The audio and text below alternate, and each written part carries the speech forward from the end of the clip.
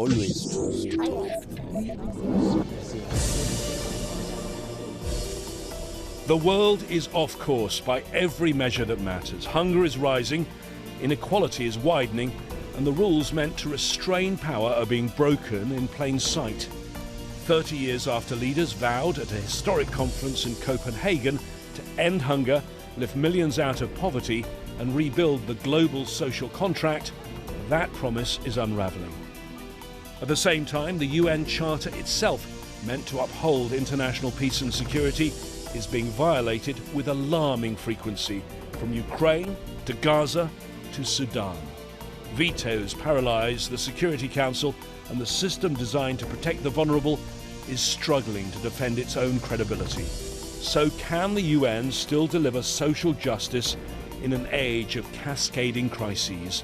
And can a more assertive General Assembly force reform before the 2030 Sustainable Development Goals become just another broken deadline?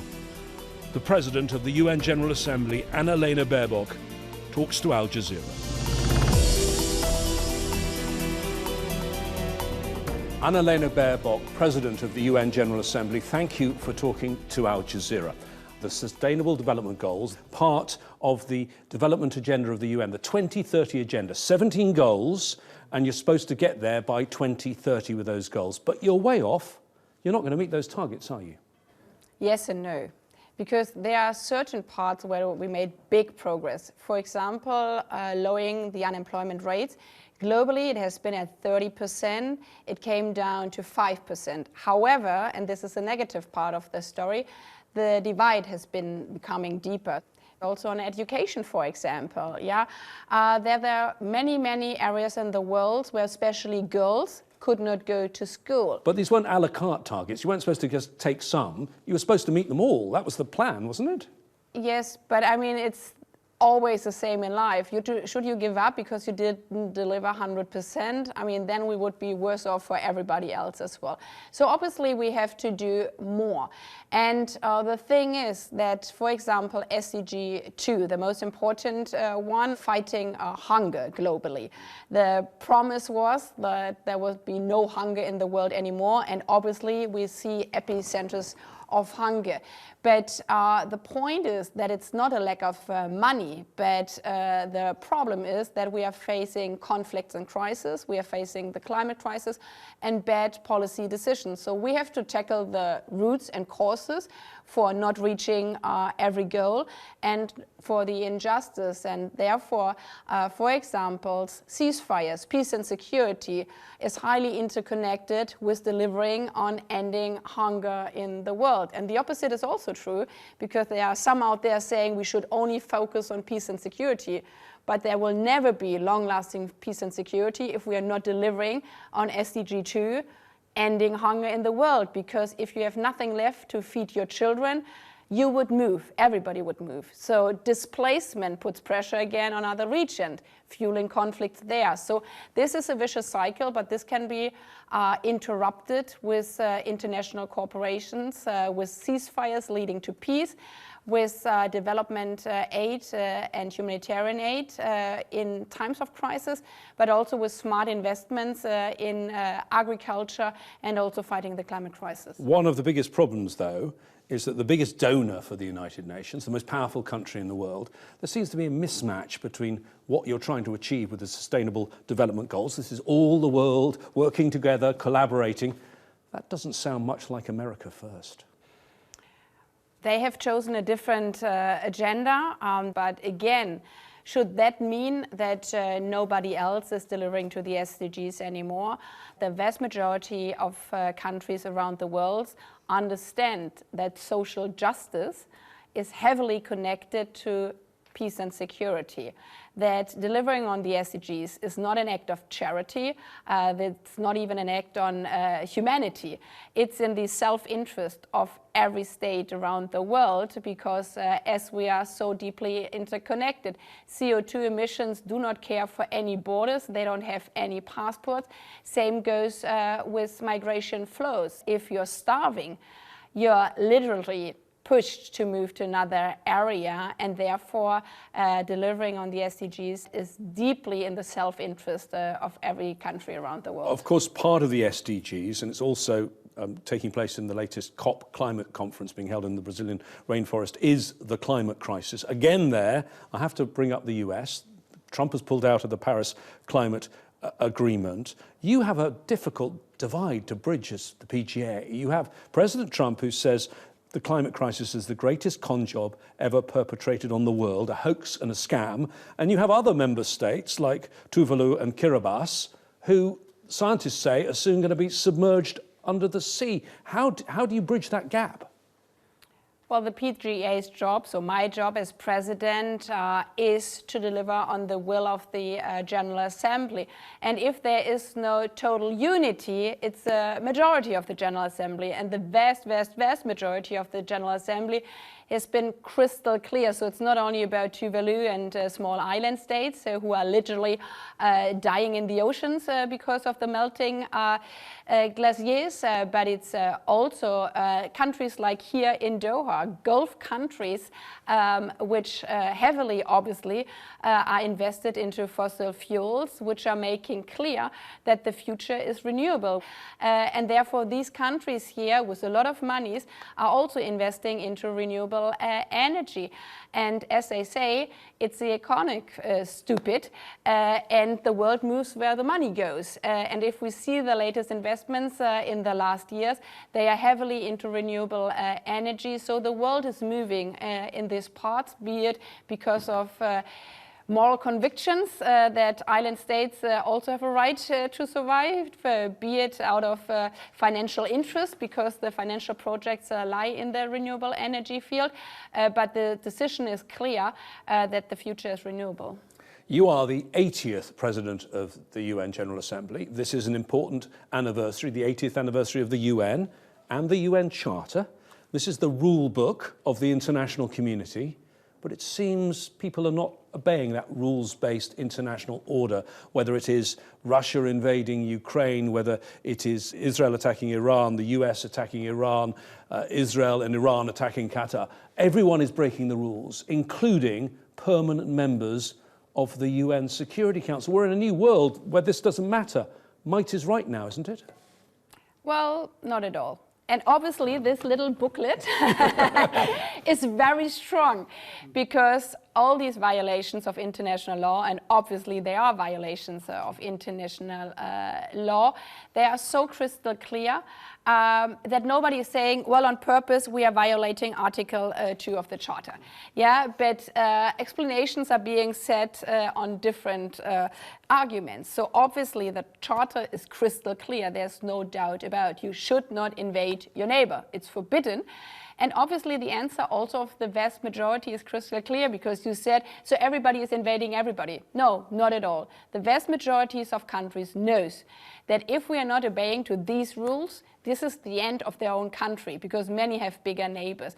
And therefore in these times, it's so important, and I would like to ask also journalists, I'm sorry to say, even though I know that bad news clicks 6 times better, but the good news is that every day the majority of the world commits to this charter. They are not invading their neighbor. They are doing the opposite. They're even giving money that their neighbor could sleep in silence, that they are helping out their neighbor. And it's now up to these member states that they always join forces to do the right thing, because if the majority would give up to do the right thing, then finally evil would prevail.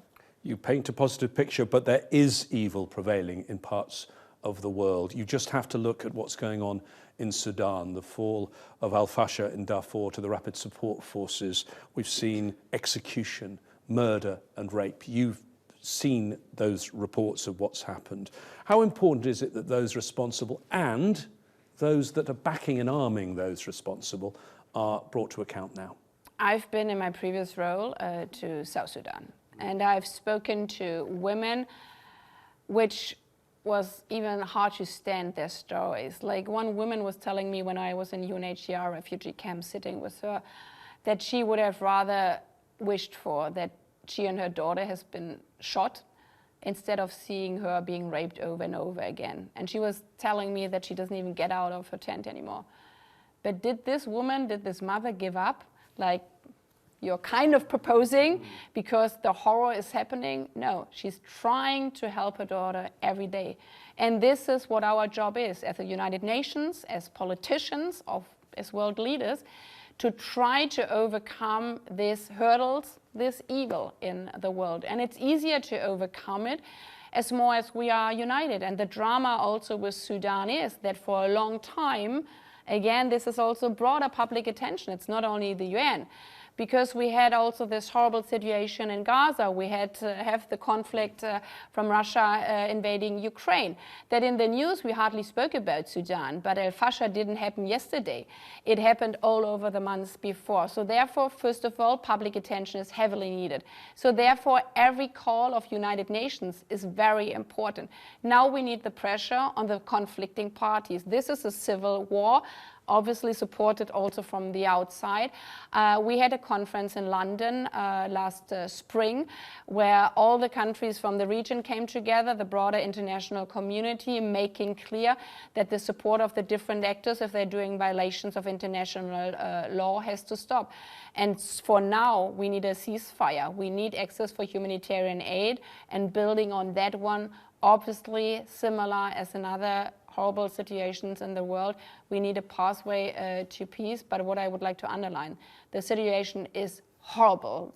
The intent of hunger, of rape, of sexual violence is just beyond any words. Your expertise is in international law. You have a master's degree in international law. The UN Charter is part of it, but there is a great body of international humanitarian law. When you were presiding over the high-level week of the UN in New York, I thought one of the most important speeches that I heard was from the president of Slovenia, Nataša Pirc-Musar. She said, international law appears to stand at the precipice of irrelevance. Would you agree with that? When we have ICC arrest warrants for Putin and Netanyahu, and yet they travel and are not arrested. We have ICJ rulings that countries seem to ignore. Obviously, not only the UN, but also international law is under pressure. But again, the question is, what do we make out of it? So we just should rip these laws, and say not worse at all anymore? Would that mean that the ICC could work better? Not at all. Then the institution would not be there anymore. And then others would be encouraged. So the question of impunity is obviously crucial. And sometimes, and this is hard to stand, and I think this is the hardest part of diplomacy and international politics, that you have to stand even in the situation where you think there's no solution at all. But if you're not keeping on working that there's a light at the end of the tunnel, again, evil would prevail. So therefore, also all the preparation, and again, I have been engaged in that in my previous role, of saying, what does it mean to strengthen the ICC? What does it mean to speak again also about the war of aggression? Now going deep into international law, but the problem has been that there is so far also impunity with regard to war of aggression, even in the ICC Rome Statute, because there was not agreement even on the founding member states. But in the situation where it happened again, it was again a big group of member states saying, no, we're not giving up. We're making even the law now stronger. Obviously, arrest warrants won't happen, but again, the picture is not black and white. So these heads of states, they do not travel as if nothing has happened. So it has consequences. It would have more consequences if everybody would follow also these rules. But it's not that they don't help at all. You brought up your previous role. You were previously the foreign minister of Germany, very powerful country, big EU country, and a member of the G7. So let me just give you an example from your past. You said in the General Assembly, when the ICJ, that's the International Court of Justice, the top court in the UN system, when it presented its annual report, you said, when international law is under immense strain and we're witnessing blatant violations of its fundamental rules, we need member states to fight beside the court for international justice and to hold into account those who violate it. Yet, the ICJ, when you were the German foreign minister, ruled that Israel must let international aid into Gaza.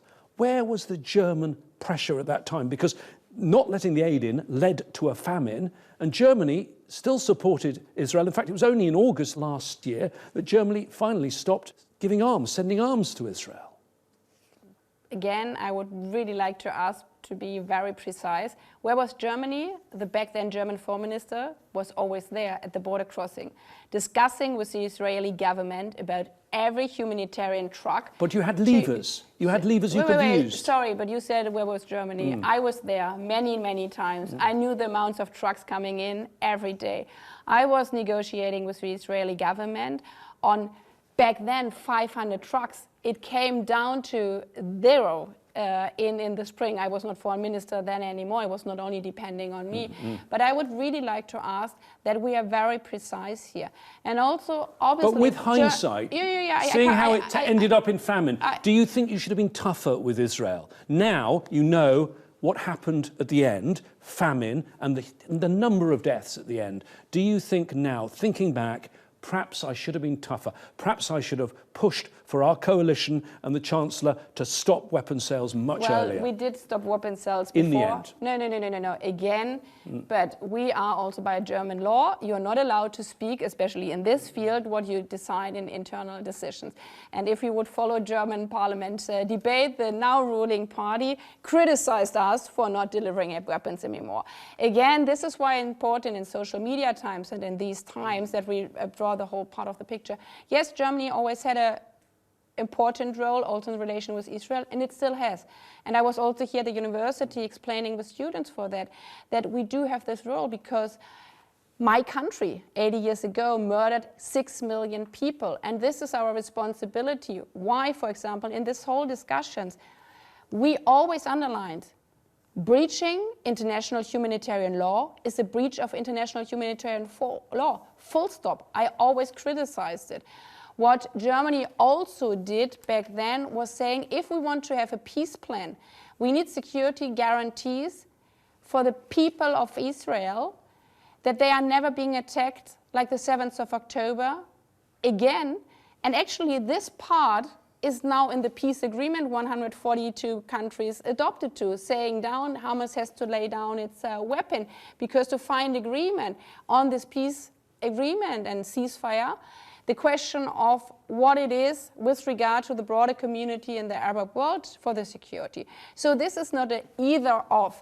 And therefore, I'm just wondering whether you could have got to that ceasefire earlier. I mean, countries like Germany have put more pressure on, could the ceasefire that you're talking about have come a year earlier? Could it even have come an extension of that original November ceasefire if there was more pressure on Israel? Because it was Israel that started the war again. Well, we had 2 ceasefires, and they did not come out of the blue. These came out of pressure, of negotiation, of also back then. We had rounds with Qatar, Saudis, with Gulf countries, a few European countries, and the back then US administration reaching to ceasefires. Yes, unfortunately, and this is the drama, and you probably read the news as well. I was at the Prime Minister of Israel. We had a heavy debate where they even wrote in the newspaper. So obviously there was heavy pressure, but at some points you're limited from outside. And again, because you can see that this is a topic very important for me. And I still hear people who want to draw sentences around. For me, it's crystal clear. You cannot attack schools, you cannot attack hospitals, humanitarian aid has to be delivered. I said every day that using humanitarian aid as a weapon of war is the worst violation of humanitarian law you can do. So we pressured, but obviously, and this is the reality about global politics, there was a US election coming up. So there was a new situation after we have reached 2 ceasefires before. There was a new election coming up where also the reading was maybe something changed afterwards, and there was this in-between time. And this is why it was so important that nobody gave up in between. The horror was going on in Gaza with every day. Yes, it grew with every day because there was obviously the hope that the pressure would go away. But luckily, it didn't go away, but it needed the commitment of this new US administration, also in Security Council, to come together, to find together a peace plan and now the ceasefire. But I mean, we're still not there. The ceasefire is also now being broken. So if your very shaky, if your argument would be right, why is a ceasefire being broken right now at this moment? So obviously there are different factors on the table which also influence decision making by individual leaders. You referenced the Security Council there, and one of the main problems, not just on this issue, is stalemate in the Security Council, is permanent members, some of them, using their veto in their own national interest rather than what they're supposed to do in the interests of international peace and security. Isn't it time for Security Council reform? The GA, which you now lead, has been talking about this for decades. Is it time now to just force the issue and try and get something done? Obviously, yes. But again, we're not living in a world where you can just wish, or I have the magic pen, and then the perfect future is there. For reform in the Security Council, it's the same with regard to Gaza. We needed the agreement of P5 countries. And for the reform, it's exactly the same. So the P5 member states have to agree that they have to reform themselves. And obviously at the moment they are not ready, not only at the moment, since 8 decades they have not been ready, because it's also, as we can see, about power. But proposals again, proposals are at the table. The African states are saying very clearly, and in my point of view, very rightly, it cannot be that we will have the largest population on the African continent, but no seat, no permanent seat at the Security Council. Latin America is obviously also not being represented. So therefore, there are different proposals at the table. And again, diplomacy, international politics is all about keeping on making reform proposals, keeping on making progression. And at some point, there is this window of opportunity. And then if you're prepared, you can take these reform steps. And we have seen that it's worth debating about small steps. For example, the veto initiative, which was kind of the lowest common determinator, which has been agreed, saying if there's a veto in the Security Council by a single state, you have to explain in the General Assembly. We had that now 12 or 13 times. So this gave some pressure, and I would say also in the latest cases with regard to Gaza, it gave some pressure that finally we could also overcome the blockage in the Security Council. And that was an initiative of probably the smallest country in the United Nations, Liechtenstein.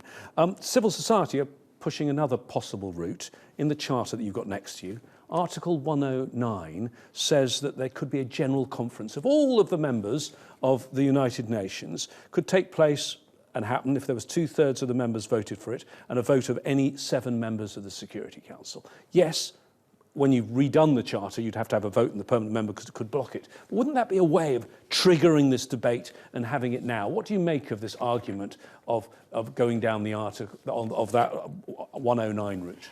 Well, I have to look 109 up again, but the small sentence you added there, well, of course you would have to the agreement in the Security Council. This, of course, yeah, but you'd start the process. You'd actually create a situation where it was all being discussed. But to have an agreement in the Security Council in these times is not always the most easy thing. So yes, you have to always aim high and you can start discussions. But if you forget of doing the things, kind of the low-hanging fruits, then you're not moving forward at all. And therefore, for this 80th session, the most important thing is to deliver on this so-called revitalization resolution, because this is also the base for the selection process of the new Secretary General. And this will be already a testing moment with regard to the General Assembly and the Security Council. And if we are not finding a new Secretary General, this institution has a deep problem. So besides the things where we say this is the biggest aim we wish for, we really have to work on the concrete steps, Secretary General selection process, the reform, the UN80 process of the UN, because we spoke about how much the UN is under pressure politically, financially, so therefore we have to reform the UN. And again, this is not so easy, because if we spoke about Tuvalu, if you're a small island states, obviously their mission, their permanent representatives are telling to me, we have only a handful of people, of diplomats working here. We cannot be in 3 meetings at the exact same time. So reducing the workload on the daily business, focusing more on project implementation, like delivering in the fields as Sudan in Gaza, but also the so many forgotten crises like with regard to Rohingya around the world, Afghan girls in Afghanistan who cannot go to school. So this is also a big part of this broader picture. It's not perfect for headlines because it's not black and white, but it's a daily work of diplomacy you have to do and deliver on the reforms to make our United Nations more efficient, more agile, and by that stronger. I assume as the first female German foreign minister, you want to be involved in a process that will lead to the first female UN Secretary General. The trouble with this process is not just the Security Council, but the 5 permanent members seem to want to have, and in previous years have, had control over who's going to be the Secretary General. The Charter, again, you've got it there, says the Secretary General shall be appointed by the General Assembly upon the recommendation of the Security Council. They're only supposed to recommend. You're supposed to appoint your General Assembly. And some ambassadors 10 years ago said to me, the General Assembly should push this. They should say to the Security Council, give us a short list of 3, then we'll vote. Well, again, this is, lawyers always hold to law text, but then law text can be a bit grayish. And the question is about a point on recommendation has been heavily discussed even before my term within the revitalization resolution, because there has been this proposal, there has been proposals of straw polls, there has been proposals of more candidates. Obviously, not all 193 member states could agree. And this is why, as it's very often in the United Nations, they find a compromise. And now it's saying that there's a strong call on women. And it's also saying that the General Assembly has to play an important role. We will have hearings, but the deeper structure of this process, this is more in a fluid and liquid way, and as you said, this will be a very interesting process, and it's totally in the hands of member states. Finally, President Trump has come up. His name's come up in this interview. It comes up in every interview at the moment. You were there in the General Assembly when he was certainly not very happy about the United Nations and said much of what the UN does is empty words. But despite the controversy that comes with President Trump, is there one lesson, perhaps, the world could learn from President Trump, which is diplomats need to be less diplomatic. They need to be more forthright. They need to say what they really mean. Well, obviously, I'm not commenting on individual leaders on positive, negative, whatever color side as president of the General Assembly, and this is why I touched the Charter the whole time, because I swore my oath. The Charter is very clear.